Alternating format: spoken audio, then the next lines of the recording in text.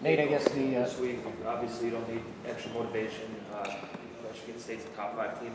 But you mentioned Nebraska too, I think twice on Saturday night. What does that trophy mean to you and the program? It's something that you guys haven't won since '06 and haven't won up there since 2001. It means a lot. We definitely see it as a trophy game. We see it but we also just see it kind of as an important game for us. And every game is important. It's just the next game for us, and we really need to, have a great week of practice and prep to be able to compete with those guys. Nate, the ability to bounce back from such a tough loss, what does it take? What did you gain from in terms of the positives, and what did you learn in terms of motivation to see that doesn't happen again? I mean, yeah, we don't need, like you said, much motivation, or like it was said earlier. We know it was good in terms of, myself and the receivers seeing that we could, have that connection we've had in practice out on the game field, and we feel like we can be more consistent doing that. But we just need to finish the games. But I don't know, I think there's a lot of importance just to be able to play, to the level that we're capable of each week and be able to hold, that level of play offensively, defensively, and in the kicking game. So we just need to, bring it all together and put our best foot forward. Is it fair to say that is, at least for the first 3 quarters, as well as the passing game, has operated in your mind this year? Yeah, absolutely. Just we were just in sync. Guys are running really great routes. Protection was clean, and we had good anticipation. I was throwing it kind of 4 guys were open, and we just had a really good feel for each other. I guess there was a lot of crossing patterns, a lot of stuff over the middle, more so than the previous games. Was that partially what Rutgers was giving, or is it something you guys were doing?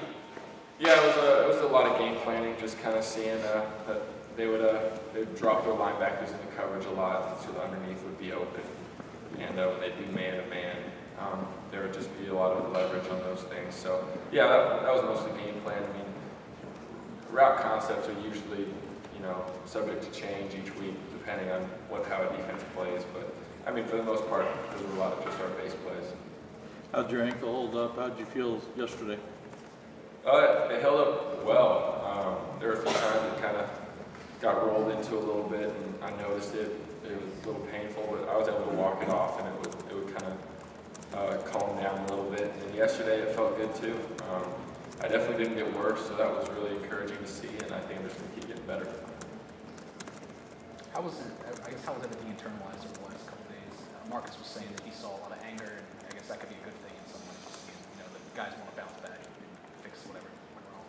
Yeah, guys are disappointed with the loss, obviously, and especially the fashion in which we lost. But we expect a lot out of ourselves. We kind of, like I said on Saturday night, just kind of got a little bit too confident, a little bit too, comfortable with the lead we had, and every aspect of the team kind of put their foot off the gas pedal and became vulnerable. And then momentum in college football is the craziest thing. It just, it's a real thing, and they capitalized on it. So, but I think the team's in a good place. Obviously, again, guys are disappointed, but they're very, very prepared and very eager to kind of get that taste out of their mouth this week. Would you say that's been kind of a problem this year, just looking at these 4th quarters? I think even before the Rutgers game, just going back to the Wake Forest game, that was another instance where I think that game almost got away from you too. It seems like the 4th quarters just haven't come easy for you guys this year. Is that anything you can point to, or anything that you guys can look and measure there? I just think we need to continue to, put our foot on the gas pedal. I mean, that's kind of the same situation that happened against Wake Forest. I don't know, we just kind of thought we had it, and we need to learn how to handle success better, this team. We're very talented. We can play with anybody. We can beat anybody. But we need to, I think Coach kind of nailed it today in our little team meeting this morning, that we've been able to handle failure, pretty well. Whether a guy misses an assignment or, a bad throw, kind of coming back from it. But how are we able to handle success? How are we able to handle good plays? Are we able to come back or just kind of be excited about the play we just made? So. It's a good opportunity for us to learn from, and we're really excited, like I said, to get this taste out of them.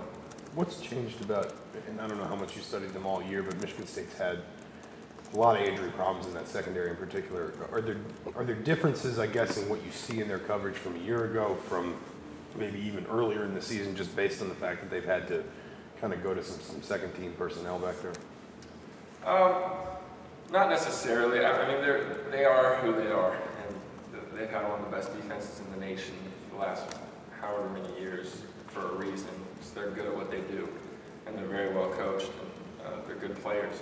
But at the same time, I haven't quite watched enough film to be able to tell you definitively yet at this point in the week kind of how different it is. But I mean, definitely it's the Michigan State defense that we've played against for years, but I'm sure they'll do a little bit different things. When did you see the end of the Michigan State-Michigan game? You ever seen an ending like that, and can you imagine what it would be like for a team to try to handle that? Yeah, that'd be tough. I think I saw it after the game, and I talked with you guys, and then I left and I was hanging out with my mom, and then I think my dad called me and said, "Did you see the end of the Michigan State game?" And then I looked it up on like the ESPN app or whatever. And yeah, it was insane. I mean, that's college football. Like for us too, you got to play every snap, and the game's never over. So, I mean, yeah, that'd be tough to come from, but we're focused on ourselves, and we have a lot to keep improving on.